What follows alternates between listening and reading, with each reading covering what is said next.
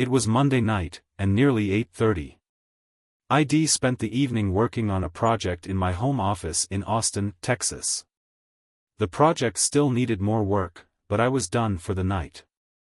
I walked into the dark kitchen, opened the fridge, and grabbed a bottle of my favorite IPA. As I looked out the kitchen window, I saw Emily curled up on our outdoor couch by the fire pit and pool. She was tucked into the corner, her feet folded under her, talking on her cell phone. I was about to walk out and join her when I noticed something familiar. She was twirling a strand of her blonde hair with her right hand. It was a gesture I knew well.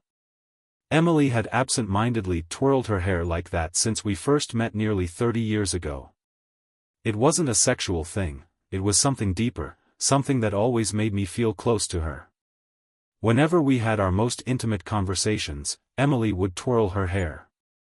It was her way of showing she was fully present, fully engaged. I'd seen it 1,000 times, when we talked late at night, when I called her from business trips, when we laughed together on the couch. It was a small, unconscious habit, but it meant the world to me. But tonight, something felt off. I continued to watch her through the window. She was smiling, occasionally laughing, and her body language was relaxed, too relaxed. She was glowing, radiant in a way that made my heart ache. But as I watched, a sinking feeling settled in my chest. She wasn't talking to a friend or a family member. She was flirting. I couldn't see the familiar twinkle in her eyes from this distance, but I knew it was there. I'd seen it before, when we were dating, when we got married, when we celebrated anniversaries. But now, that twinkle wasn't for me. I stood there, frozen, as the realization hit me like a punch to the gut. My wife, the woman I'd loved for nearly 3 decades, was having a secret love talk with someone else. I watched for almost 45 minutes as Emily laughed, smiled, and twirled her hair. When the call finally ended, she sat there for a moment, a dreamy smile playing at the corners of her mouth. It was a smile I hadn't seen in years, not directed at me, anyway. I felt numb as I walked into the family room, turned on the TV, and pretended to watch the local baseball team in action. Emily eventually came inside, her cheeks flushed from the cool night air. "How long have you been done with work?" she asked, her voice light and carefree. "A while," I replied, not looking away from the TV. "Why didn't you join me outside?" she asked, tilting her head. "You were on the phone." I didn't want to interrupt. "Oh, for heaven's sake, I was just talking to Mark. We were finalizing some details for the Thompson account," she said, waving a hand dismissively. "Like I said, I didn't want to interrupt," I repeated, my tone flat. Emily gave me a strange look but didn't push it. She moved to the kitchen and came back a minute later with a glass of wine. She sat on the edge of the couch, close to my recliner, and asked, "What's the score?" "I don't have a clue," I admitted. She chuckled. "Do you at least know who the Rangers are playing?" "The Mariners," I said, still staring at the screen. We watched the game in silence for a while before Emily broke the quiet. "Let's have the kids over for a barbecue this weekend," she suggested. "Sounds good," I replied, my voice distant. Emily spent the next few minutes talking about her plans for the weekend, but I barely heard her. My mind was racing, replaying the scene I'd just witnessed. "Michael, what's wrong?" she asked suddenly, her tone sharp. "Nothing," I said, still not looking at her. "You're not saying much tonight." "That's not like you," she pressed. "I have a lot on my mind," I replied. "Is there anything you'd like to talk about?" she asked, her voice softening. "No," I said firmly. The silence stretched between us, heavy and uncomfortable. Emily eventually jumped up from the couch during a commercial break. With practiced ease, she pulled her blue V-neck t-shirt over her head, revealing the bikini top she'd been wearing underneath. "How about turning off the TV and meeting me upstairs?" she said with a grin. "I'm sure I can work your stress away." "No thanks, Emily. "I'm not in the mood tonight," I said, my voice cold. Her grin faltered, but she didn't give up. She reached between my legs, her voice teasing.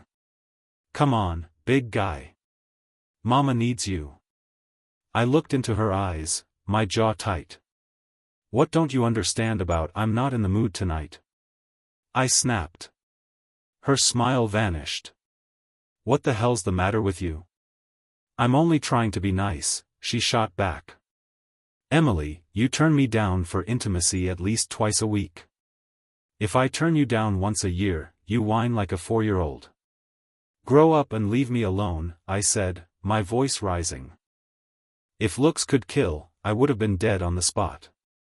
Emily glared at me, her eyes blazing, before she turned on her heel and stormed out of the room. For the first time in our marriage, I slept in the guest room.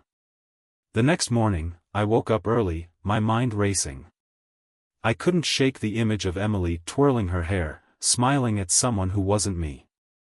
I knew I had to find out the truth, but I also knew I had to be smart about it. I showered in the kids' old bathroom, careful not to wake Emily, and snuck into the master bedroom to grab my clothes. She was still asleep, her blonde hair fanned out across the pillow. For a moment, I hesitated, wondering if I was overreacting. But then I remembered the way she'd smiled during that call, and my resolve hardened. Before leaving for work, I downloaded a tracking app onto Emily's personal and work phones and synced them to my laptop and iPhone. It was a violation of her privacy, but I didn't care. I needed answers.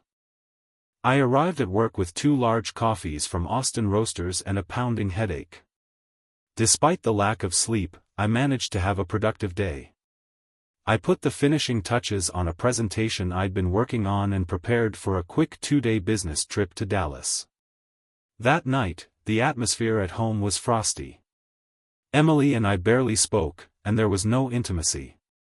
I slept in our bed, but it felt like I was lying next to a stranger. I left the house early the next morning for my flight to Dallas. The trip was productive. I closed a major deal with a client and felt confident about the future of my career. But my personal life was a different story. Every few hours, I checked Emily's location on the tracking app. Most of the time, she was at home or work, but on Tuesday night, something changed. At 7:30 p.m., the app showed her at an address in an upscale neighborhood in Westlake Hills, a town just outside Austin. I recognized the address immediately. It was Mark's house. My stomach churned as I realized what was happening.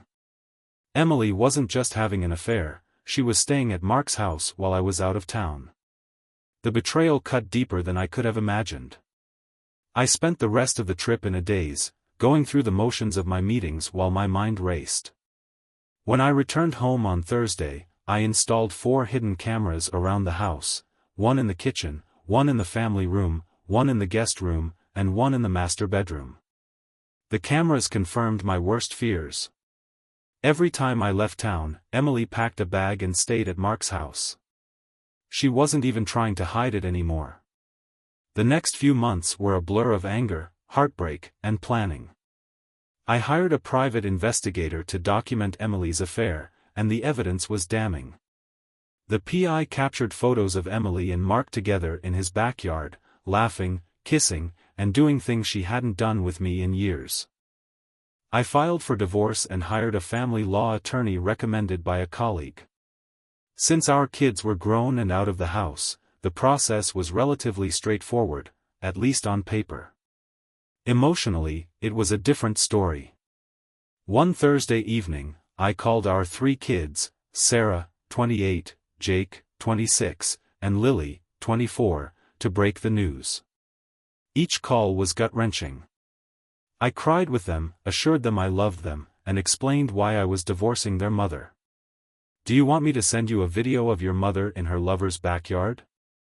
I asked when they tried to convince me to reconsider. They all declined.